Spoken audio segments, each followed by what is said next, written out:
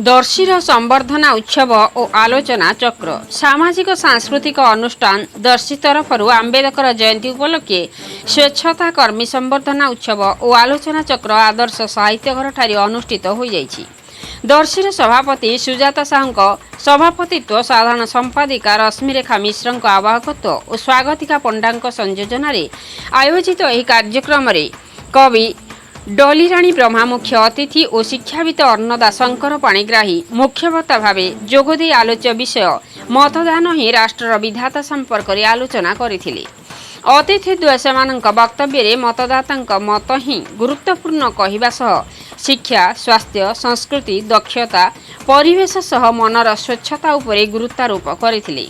ଏହି ଅବସରରେ ଉପରୋକ୍ତ ଆଲୋଚ୍ୟ ବିଷୟ ନେଇ ନିରୁପମ ନାୟକ, କନକଲତା ଦାସ, କନକଲତା ଜେନା, ଶୁଭକେଶରୀ, ବଳିହାର ସିଂ, ଅନିତା କର, ମନୋରମା ରାଉତ, ମମତା ମହାନ୍ତି, ବୀଣାପାଣି ଦାସ ପ୍ରମୁଖ ବକ୍ତବ୍ୟ ରଖିଥିଲେ।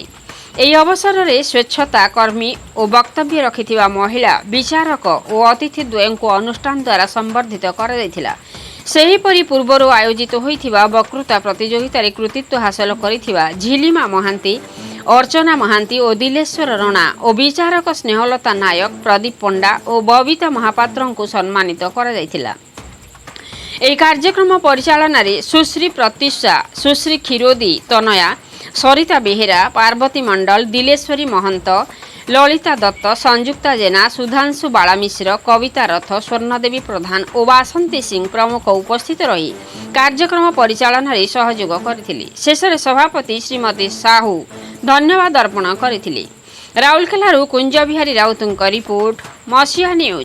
आपण मसीहा न्यूज रो यूट्यूब चैनल को सब्सक्राइब कलेनी कि जदि करिनाहंती एबे करिनियंतु। एहा सह मसीहा न्यूज रो फेसबुक और ट्विटर पेज को लाइक और फॉलो करंतु। ता सहित मसीहा न्यूज ऐप आसीगलानी। निज मोबाइल रो प्ले स्टोर रु डाउनलोड करनियंतु।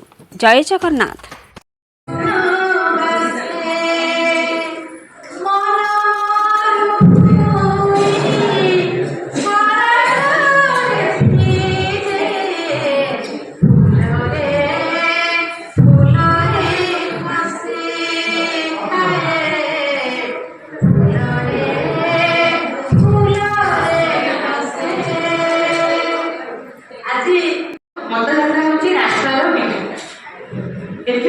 द्विमत नुहे भारत संविधान अनुसार मतदान करने एक आईनगत अधिकार।